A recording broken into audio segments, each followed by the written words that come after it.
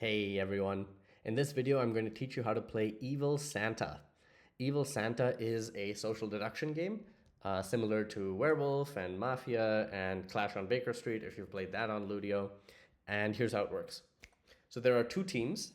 You have the elves, who are the evil team, and they are headed by Santa, Evil Santa. And then you have the reindeers, who are the good players who are trying to stop them. Okay, so the lore of the game is that Santa and his elves are trying to deliver charcoal to the world's children instead of presents, and so the reindeers are trying to overthrow them so that they can deliver presents. That is the lore of the game. All right? So what's going to happen is at the start of the game, you are going to be given a role. The majority of players will be reindeers. One player will be Evil Santa, and then the remaining players will be elves, who are also evil. So the elves, including Santa, are in the minority, the reindeer are in the majority, and when the game starts, you will get this little pop-up telling you what you are. So in this particular game, I am an elf, and it tells me I have to deliver 6 lumps of charcoal or get Santa elected courier after the 3rd charcoal to win. So I'm about to explain what that all means, but the game starts with a night phase where some private information is dispersed among some of the players. Okay, so I'm an elf, I'm on the evil team, and I get to learn who Santa is. So I know now that Santa is bot 3. So Santa is my teammate. It's the two of us against the 3 other players who are reindeers. Cool. And so now the game starts. Now let's explain what is going on here. So let's take a look at this scoreboard at the bottom first.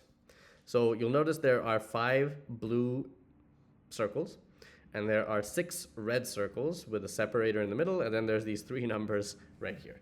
So let's go through what all of this means. The game is played with a deck of 17 cards. These 17 cards consist of 11 cards that contain charcoal and 6 cards that contain gifts. So it's skewed towards charcoal. That's the deck that matters in this game.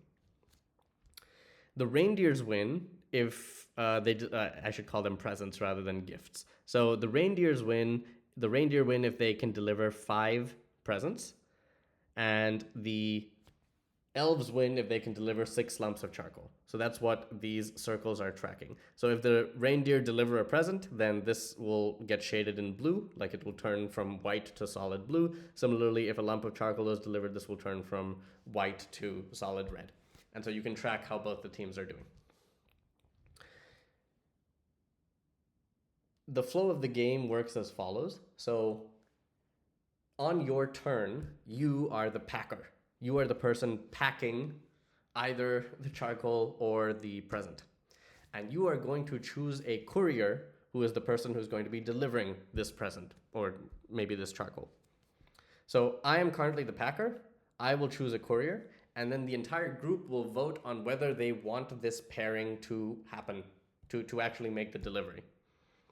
So everyone will vote yes or no, accept or reject, and if the majority of people accept this delivery, then me, along with the courier that I chose, will attempt to make a delivery, and I'll explain what making a delivery entails. But that is the flow of the game.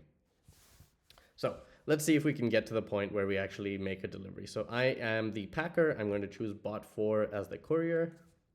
And now all of us are going to vote on whether we want this to happen or not. So I'm going to say accept.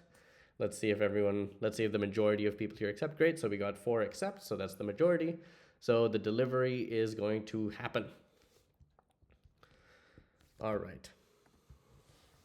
So here's what happens. There's that deck of 17 cards that I told you about. It contains 11 charcoal and 6 presents in some, it's shuffled, it's in some random order. So I'm going to take 3 cards. I'm going to take the top 3 cards. I'm going to discard one of them and give the other 2 to the courier, to the player I chose. That courier is going to choose one of those and deliver it publicly. Either it will be charcoal, which is a point for the elves, or it will be a present, which is a point for the reindeer. And then the other card that they did not deliver gets discarded. So I know what I discarded, nobody else does. And then the courier and I know what the courier discarded, right? Because I know what 2 cards I passed to them, and they discarded one of them, so I know what that is. And so now we've created some information that's private. So only I know what I discarded, only the courier and I know what the courier discarded, and based on what was delivered, people can start trying to infer, is this player an elf or is this player a reindeer? Because the deck is rigged to be mostly charcoal, it's very possible that a courier who is a reindeer gets 2 charcoal, and they have to deliver a charcoal no matter what, which makes them look bad, but they didn't have a choice, which is what they'll say. But of course, an elf would say that too. And so that is where the mind games come in terms of trying to infer who is good and who is evil. So that's more about the strategy of the game. Mechanically, if I'm the packer, I have to choose. So I just drew a charcoal, and a present.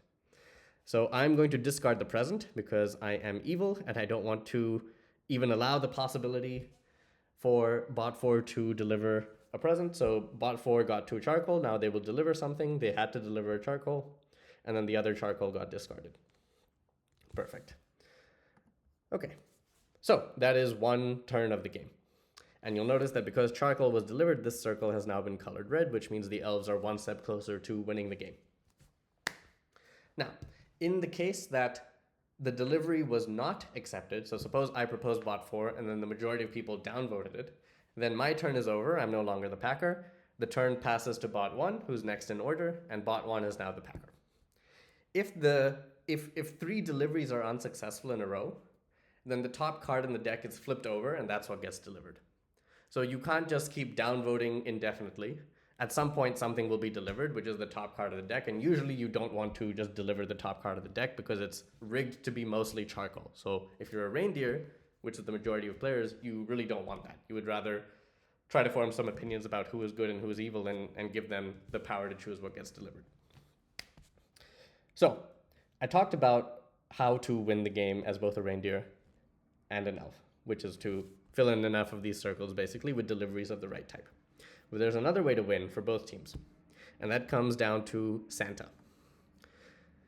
If we reach this point in the game, so this point in the game means 3 charcoals have been delivered, and now we're risking delivering a 4th charcoal, a 5th charcoal, a 6th charcoal. So if we're now here, we've already delivered 3 charcoals. If Santa is ever voted in as the courier, the game is immediately over and the elves win. So Santa being courier means some packer chooses Santa as the courier and then the majority of people upvote it. So if that happens after this point, then the elves win. There's another way for the reindeer to win as well, which is you'll notice that some of these circles have icons on them. And these icons are powers that get unlocked when this particular piece of charcoal is delivered. So here, the first charcoal has been delivered, the second charcoal has been delivered here. If we deliver a 3rd piece of charcoal, the packer gets to look at the top 3 gifts in the deck. All right? So that is a power that goes to the packer. Similarly, in this one, it says, when delivered, the packer gets to fire another player. So firing another player is basically a form of player elimination. So if we deliver a 4th piece of charcoal, then whoever the packer was immediately gets to choose a player and fire them.